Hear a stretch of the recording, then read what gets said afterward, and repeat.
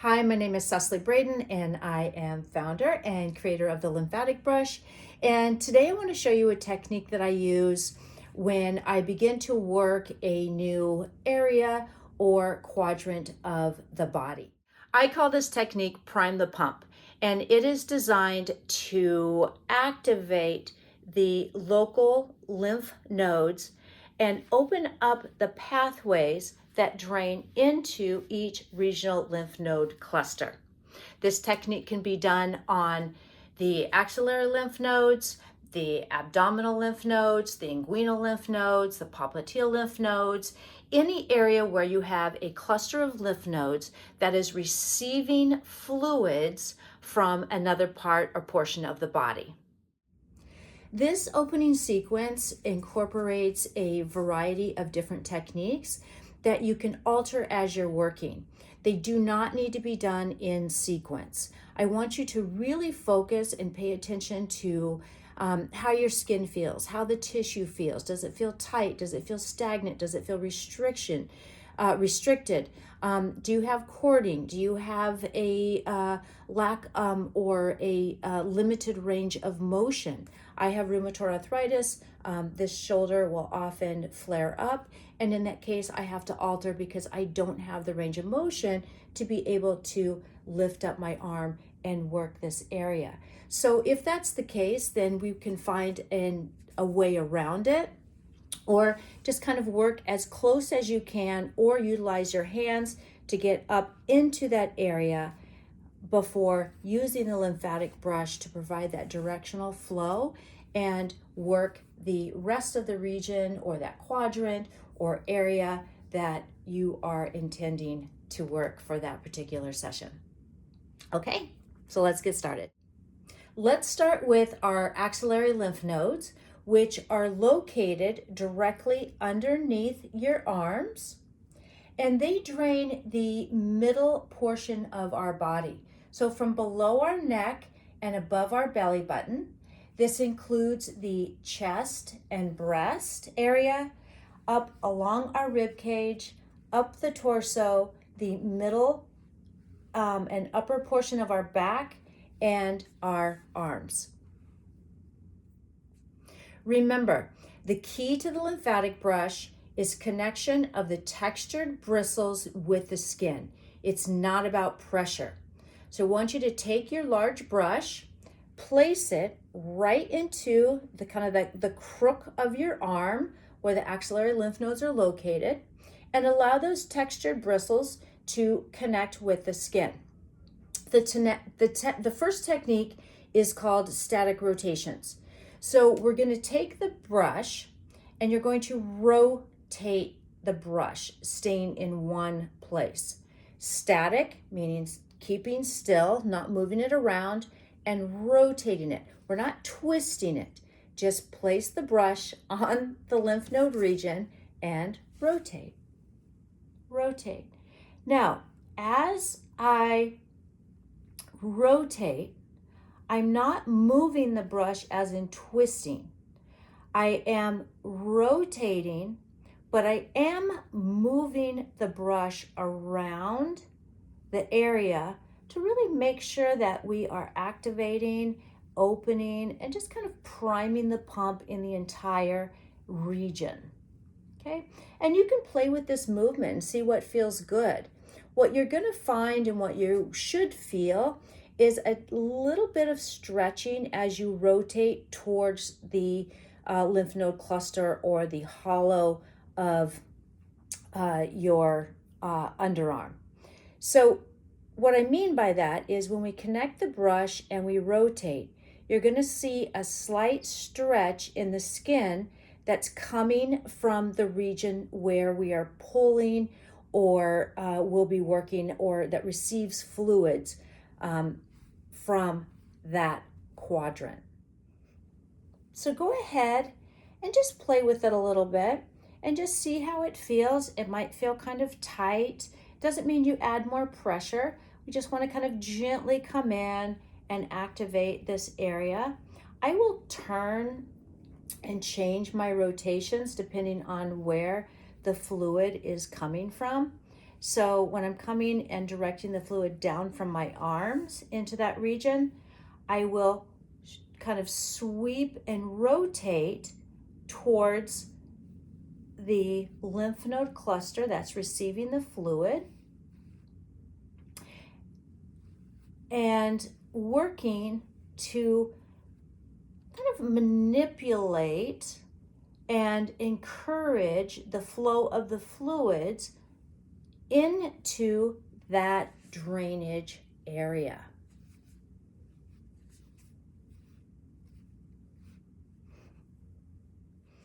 Next, we will take the textured bristles, and once again, we're going to connect them with the skin, but this time just below the underarm region. And we're going to combine two different techniques.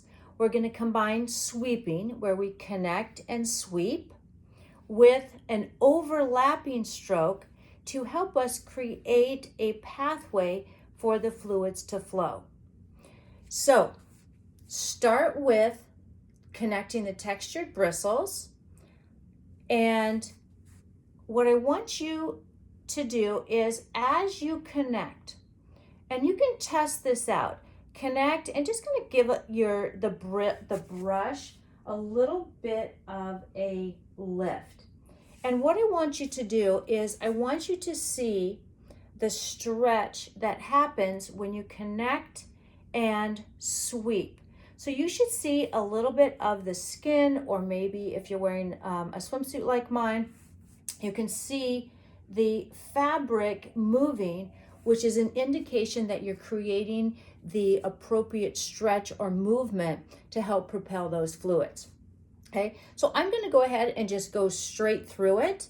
Once again, connect and sweep, connect and sweep.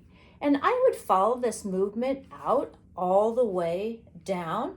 But right now, as an opening movement, what I want you to think of is this underarm region is just like a sinkhole, or a hollow, or a vortex, where all of the fluids are going to flow.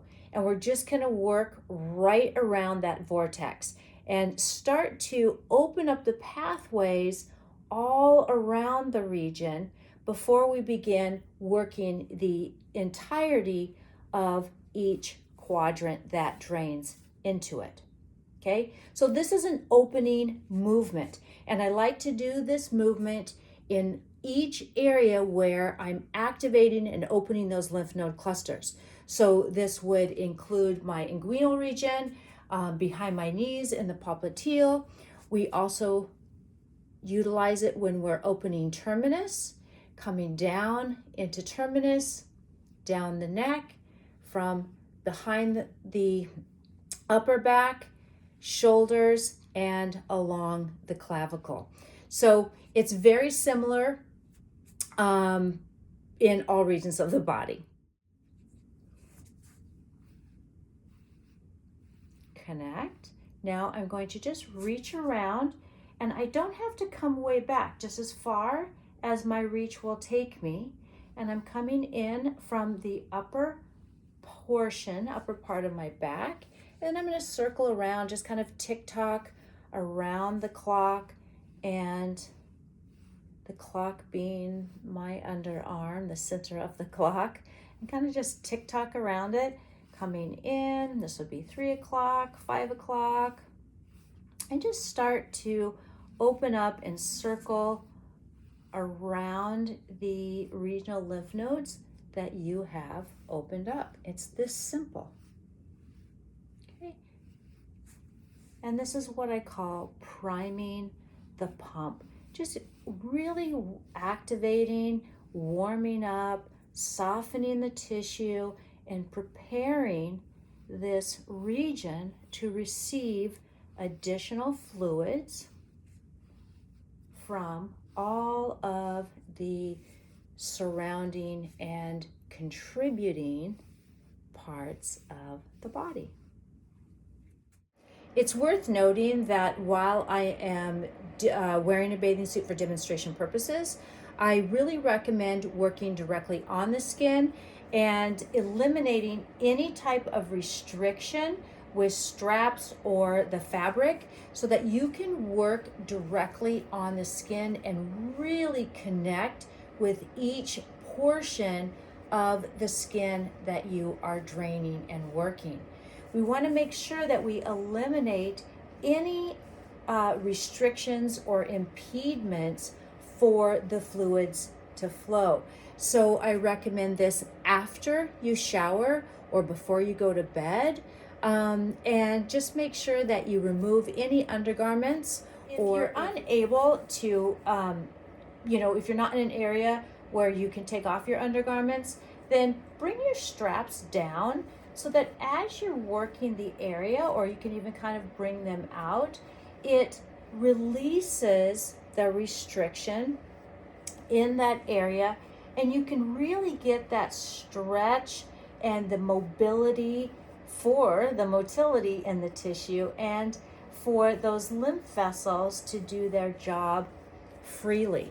That can be opening up in this direction, but the key to lymphatic brush is the connection of the textured bristles with the skin.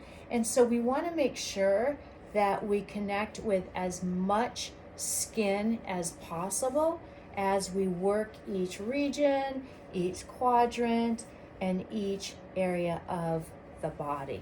So I recommend this after the shower or before you go to bed. Day or night, doesn't matter. I believe in working whenever it's comfortable for you, whenever you have time, whenever it meets your schedule, but I do recommend after a shower. While you can, and it's recommended to use a traditional dry brush before a shower, you want to make sure that you use the lymphatic brush afterward. So a traditional dry brush is used to increase circulation, which is the same as taking a hot shower. When we increase circulation, we are increasing the flow of fluid into the tissue, along with oxygen and nutrients that we need. However, the lymphatic system, part of its job and responsibility is to help maintain fluid balance by removing the excess fluids in the tissue, along with the cellular debris and byproducts.